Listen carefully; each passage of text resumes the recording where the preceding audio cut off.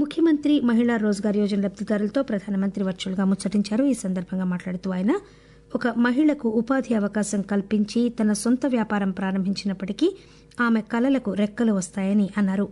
కేంద్ర ప్రభుత్వం ముద్రా యోజన, డ్రోన్ దీదీ ప్రచారం, ఇన్సూరెన్స్ సఖీ పథకం, బ్యాంక్ దీదీ పథకం దేశవ్యాప్తంగా మహిళలకు ఉపాధి, స్వయం ఉపాధి అవకాశాలు కల్పిస్తున్నాయని ప్రధానమంత్రి చెప్పారు. नवरात्रि के इस पावन पर्व में आप सबके आशीर्वाद हम सब के लिए एक बहुत बड़ी शक्ति। मैं आज आपका हृदय से आभार व्यक्त करता हूं और आज से मुख्यमंत्री महिला रोजगार योजना शुरू की जा रही। इस योजना से अब तक 75 लाख बहनें जुड़ चुकी। अभी एक साथ इन सभी 75 लाख बहनों के बैंक अकाउंट में 10-10 हजार रुपए भेजे गए हैं. నవరాత్రి సందర్భంగా ఈ పథకాన్ని ప్రారంభించడం తనకెంతో సంతోషం కలిగిస్తోందని ప్రధానమంత్రి ఈ సందర్భంగా పేర్కొన్నారు. ఈ పథకం కింద 75 లక్షల మంది మహిళల ఖాతాల్లోకి ప్రత్యక్ష నగదు బదిలీ జరిగింది.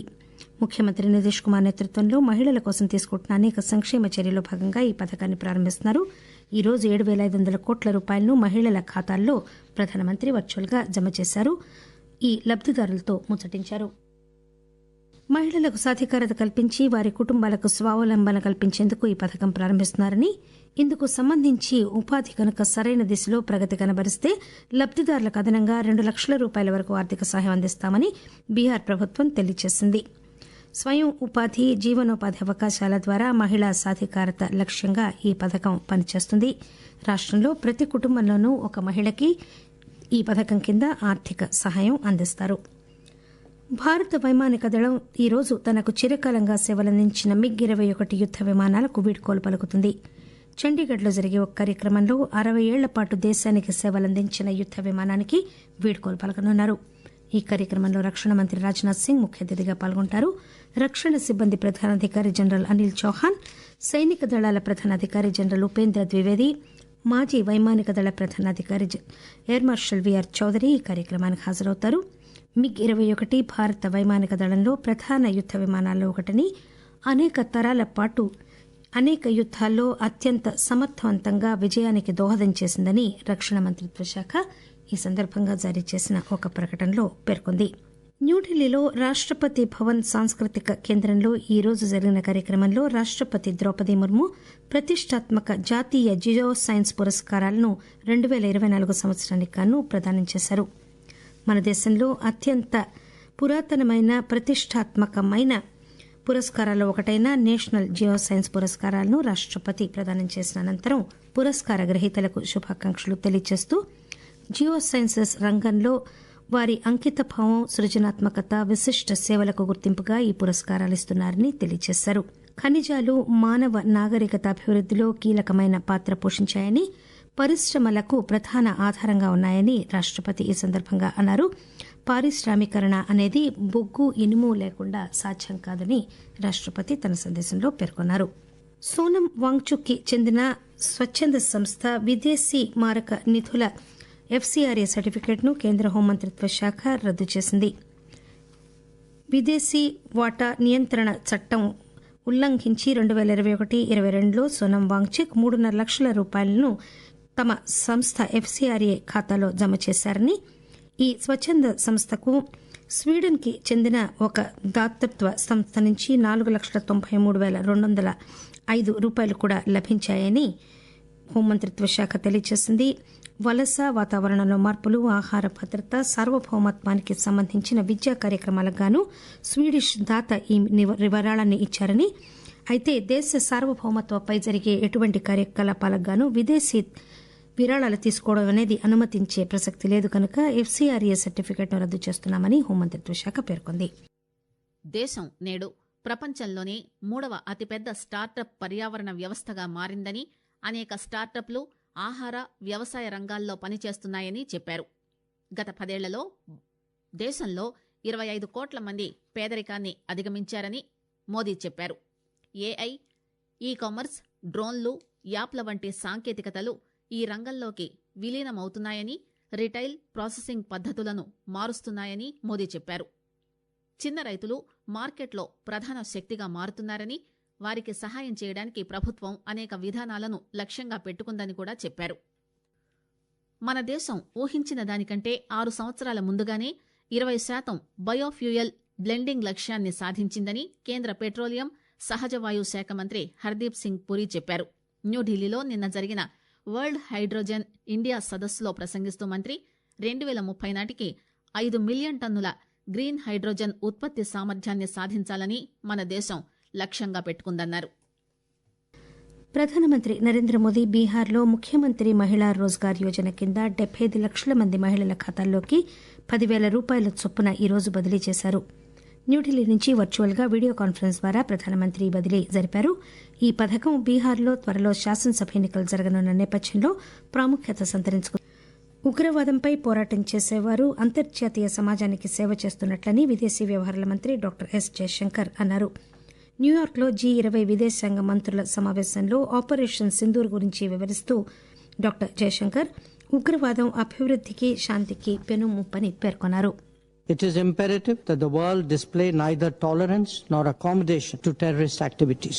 Given the extensive networking among terrorists, those who act against them on any front actually render a larger service to the international community as a whole. As we confront conflict, economic pressures and terrorism, the limitations of multilateralism and the United Nations in particular are visible. The need for reforming multilateralism has never been greater. ఉగ్రవాద కార్యకలాపాల పట్ల zero tolerance చూపించవలసిన అవసరం ఉందని ప్రపంచానికి సూచిస్తూ ఆయన ఆంక్షల విధింపులో ప్రపంచం ద్వంద్వ ప్రమాణాలు పాటిస్తోందని ఆరోపించారు. ఆఫ్ఘనిస్తాన్లోని కాబూల్కి 3 కంటైనర్ల నిండా సహాయ సామగ్రిని పంపించినట్లు విదేశీ వ్యవహారాల మంత్రిత్వ శాఖ తెలియజేసింది. చాబహార్ రేవు ద్వారా పంపిన ఈ సహాయ సామగ్రిని ఆఫ్ఘనిస్తాన్ అధికారులకు అప్పగించారు.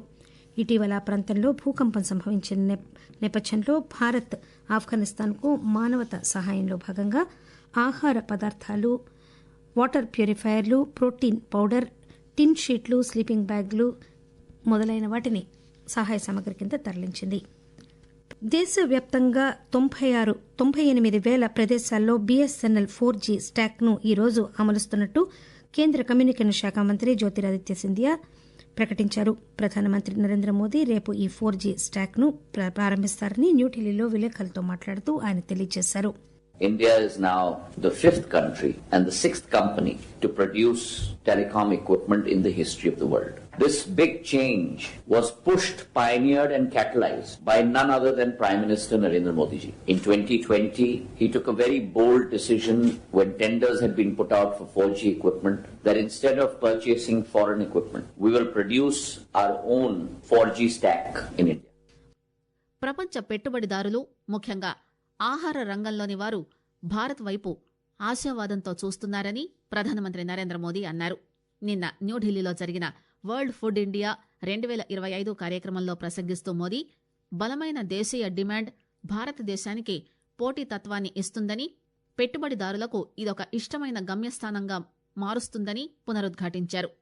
21వ శతాబ్దపు ప్రపంచ సవాళ్లు తలెత్తినప్పుడల్లా భారతదేశం సానుకూల పాత్ర పోషించడానికి నిరంతరం ముందుకు సాగుతుందన్నారు. ప్రపంచ ఆహార భద్రతకు భారత్ చురుగ్గా దోహదపడుతూనే ఉందని అన్నారు. ప్రపంచ ప్రయోజనాల దృష్ట్యా భారత్ తన సామర్థ్యాన్ని, సహకారాన్ని విస్తరించడానికి కట్టుబడి ఉందని అంటూ ప్రతి వాటాదారుణ్ణి భాగస్వామిని చేయడం ద్వారా ప్రభుత్వం మొత్తం ఆహార పోషకాహార పర్యావరణ వ్యవస్థను బలోపేతం చేస్తోందని పేర్కొన్నారు. దేశ ఆర్థికాభివృద్దిలో ఆర్థిక వ్యవస్థను నడిపించే సంస్థలు కీలక పాత్ర పోషిస్తాయని కేంద్ర ఆర్థిక మంత్రి నిర్మలా సీతారామన్ అన్నారు. ఆర్థిక వ్యవస్థను మరింత బలోపేతం చేయడానికి రాబోయే కాలంలో బ్యాంకులు మరింత ముఖ్యమైన పాత్ర పోషించాల్సి ఉంటుందన్నారు. ఆర్థిక వృద్దిని వేగవంతం చేయడానికి సాంకేతికత అవసరమైనప్పటికీ బ్యాంకులు కూడా నూతన ఆవిష్కరణలతో సహకరించాలని ఆర్థిక మంత్రి అన్నారు. పూణేలో జరిగిన ఒక కార్యక్రమంలో మాట్లాడుతూ మంత్రి పన్నులు, బ్యాంకింగ్ పథకాలు వినియోగదారులను దృష్టిలో ఉంచుకుని రూపొందించవలసిన అవసరం ఉందని తెలిపారు. తెలంగాణ, విదర్భల్లోని పలు ప్రాంతాల్లో ఈరోజు భారీ నుంచి అతి భారీ వర్షాలు కురిసే అవకాశం ఉందని భారత వాతావరణ శాఖ తెలియజేసింది. అండమాన్ నికోబార్ దీవులు, కోస్తా ఆంధ్రప్రదేశ్, కేరళ, మాహే, కొంకణ్, గోవా, లక్షద్వీప్, మధ్య మహారాష్ట్ర, మరఠ్వాడా ప్రాంతాల్లో భారీ వర్షపాతం కురిసే అవకాశం ఉందని ఆ శాఖ తెలిపింది. నాగాలాండ్, మణిపూర్, మిజోరాం, త్రిపుర, ఒడిశా, తమిళనాడు, పుదుచ్చేరి, కరైకాల్లో కూడా ఇటువంటి వాతావరణ పరిస్థితులే నెలకొనే అవకాశం ఉందని కూడా పేర్కొంది. కేంద్ర హోంమంత్రి అమిత్ షా ఈరోజు కోల్కతాలో 3 దుర్గా పూజా మంటపాలను ప్రారంభిస్తారు. కోల్కతాలోని లెబుతలాలో సంతోష్ మిత్రా స్క్వేర్ దుర్గా పూజ మంటపాన్ని ఆయన ప్రారంభిస్తారు. ఆపరేషన్ సింధూర్ ఆధారంగా ఈ పూజ ఇతివృత్తం ఉంటుంది. నగరంలో సేవక్ సంఘ్ దుర్గా పూజను కూడా ఆయన ప్రారంభిస్తారు. మధ్యాహ్నం తరువాత మంత్రి సాల్ట్ లేక్లోని తూర్పు జోనల్ కల్చరల్ సెంటర్ ఈజెడ్సీసీలో దుర్గా పూజ ప్రారంభోత్సవ కార్యక్రమంలో పాల్గొంటారు. ఆసియా కప్ 2025 క్రికెట్ టోర్నమెంటులో భాగంగా నిన్న రాత్రి దుబాయ్లో జరిగిన సూపర్ 4 మ్యాచ్లో పాకిస్తాన్ బంగ్లాదేశ్ను 11 పరుగుల తేడాతో ఓడించింది. ఈ విజయంతో పాకిస్తాన్ ఆదివారం నాడు జరిగే ఫైనల్లో భారత్తో తలపడుతుంది. ముందుగా బ్యాటింగ్ చేసిన పాకిస్తాన్ 20 ఓవర్లలో 8 వికెట్ల నష్టానికి 135 పరుగులు చేసింది. ప్రతిగా బంగ్లాదేశ్ 9 వికెట్లకు 124 పరుగులు మాత్రమే చేయగలిగింది. కాగా ఈరోజు దుబాయ్లో జరిగే మరొక సూపర్ 4 మ్యాచ్లో భారత్ శ్రీలంకతో తలపడుతుంది.